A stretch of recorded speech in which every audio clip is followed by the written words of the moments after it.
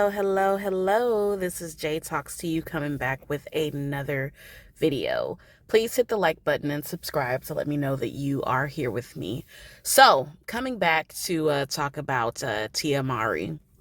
So Tia Mowry did an interview with a Chris GoPerry TV, just and basically talking about what her experiences have been with dating since she filed for divorce from her cousin. I say her cousin, from her husband Corey Hardrick. So I'm gonna play a bit of that clip and come back. What is it like out there for a single woman? Shot of tequila. No, I haven't been single for 5 years, so I don't know what this world is like out there. But I know it. But from what I see and from what I hear, it is tough. it is very tough, and it is exhausting. It's exhausting. I'm gonna throw the towel in. Someone had told me, and I wanted to be like, no, I disagree with you, and I don't want to believe it. My last relationship, when dating was, when I was, dating this person, it was beautiful. It was amazing. It was wonderful. There was courting that was, involved.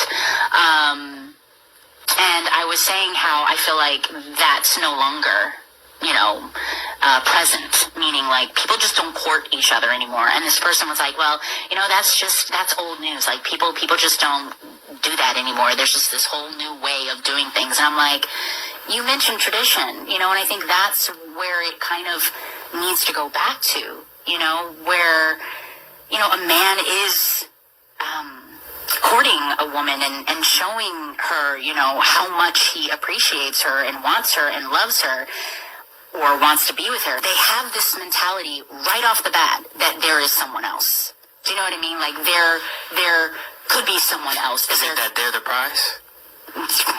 Yes. We talking deep here. Yes. We about to get into it. Oh my God, that the man is the prize. The man is the prize. Yes. I'm talking loud. Yes. Also, it seems as if men are now just looking at women as objects. Things are so, it's like instant gratification. You know what I mean? They just want something like quick and easy and now. Okay, so she's here having a laid back, honest conversation with this guy, and for some reason, she got a whole lot of backlash. And a majority of the backlash came from who? People in the comments were who? Black women. It's usually us, right? And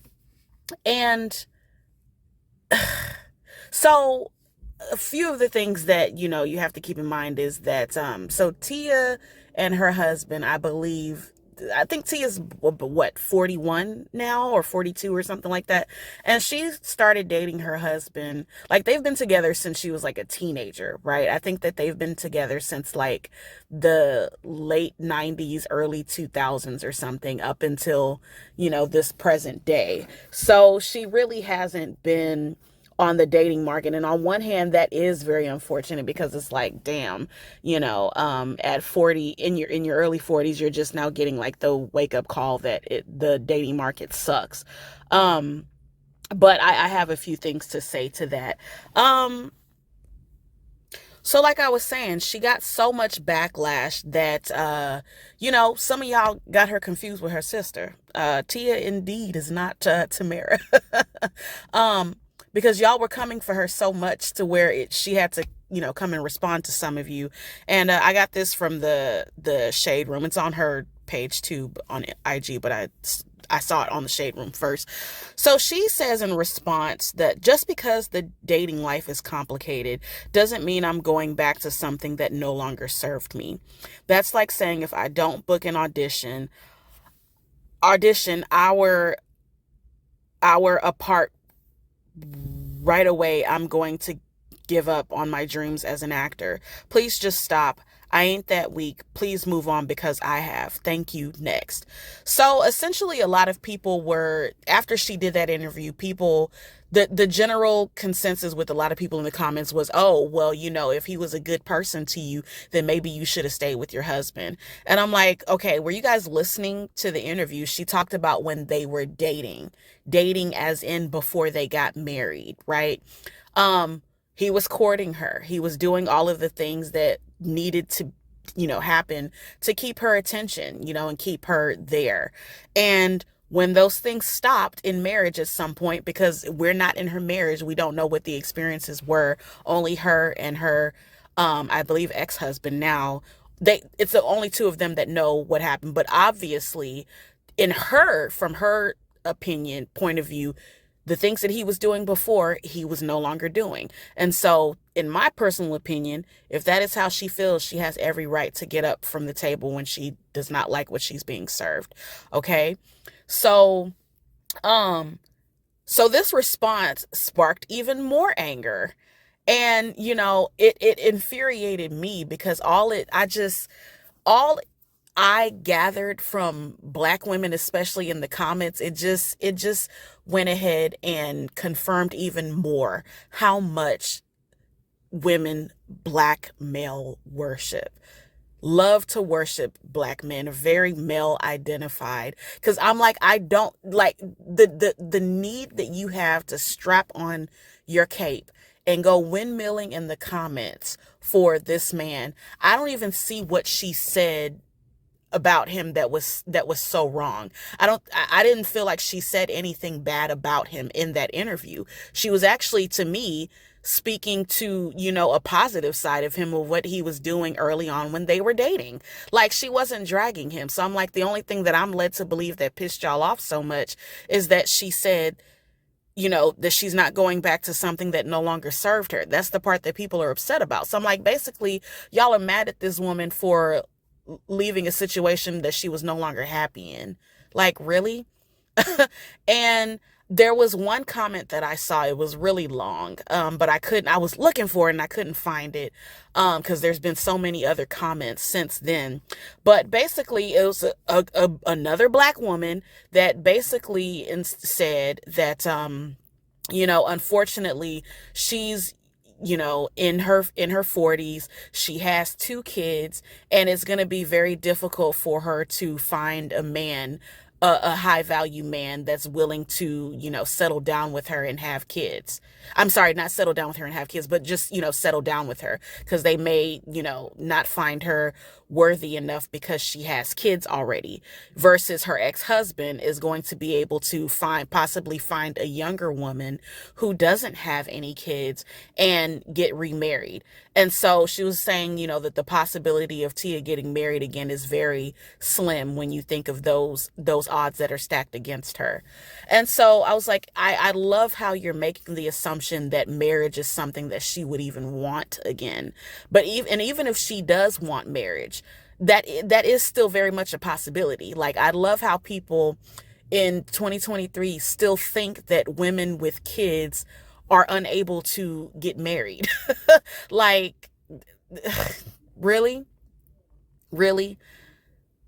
Then the person also said that, all that's going to happen is that men are going to just use her for sex, and then that be it. But marriage is it's a long shot. And so I found that funny, because I'm like, okay, you're saying that she has 2 kids and that's unattractive to men, right? This is a Black woman saying this. But the same amount of kids that she has, her ex-husband has. She has 2 kids. They have 2 kids together. So you're saying that a high value man is not going to want to marry her because she has 2 kids. So in turn, are you saying a high value woman? You said a high value, a woman, a younger woman with no kids. So like a high value woman with no kids would want to settle down with with Corey. Like, again, I don't think that when people leave comments on social media, I don't think that they are really aware of how much they kind of drag themselves when they say certain things. So I'm like, you just showing that that's a woman is so hard up for a man that she, having no children, will settle for marrying a man that has 2 kids, right? And I love that you are socialized to believe that by default that those are her kids now that they're no longer together. And she was saying that, that unless the comment also said that unless, Corey was abusing her or, abusing the kids, that she should have stayed with him and worked it out because the dating market, has PP in it. And I'm like, when has the dating market not had PP in it? But somehow people are still managing to, find themselves in ideal situations, but it takes them sticking to their standards. So it's just, I don't know. I just find it like appalling, like how much backlash that she's getting for deciding to leave a situation that she wasn't happy in. And I love that she came back and responded this way. And that was just the end of it, But yeah, it's I don't know. That's all I had to say on this. I definitely believe that Tia Mowry is going to find love again if that is what she wants, right? Kissing a couple of frogs to get to the person that you want to be with at the end of the day, it's not a foreign thing. She won't be the first person to go through the dating experience, and she won't be the last, but again, I am of the belief that she will be able to settle down, if that's what she wants to do.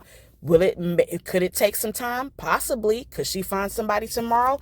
That could be true as well, but again, I hate that it's women that come out and say these kind of things. Like, I expect these asinine, boneheaded comments to come from men.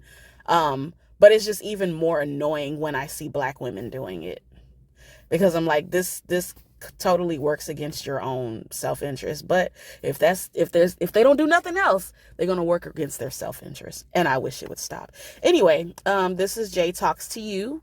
Thank you so much for swinging by. Please drop down in the comments, hit the like button, subscribe, and also share. And again, I am on Instagram. You can find me at Jay Talks to You. Thank you and have a good evening.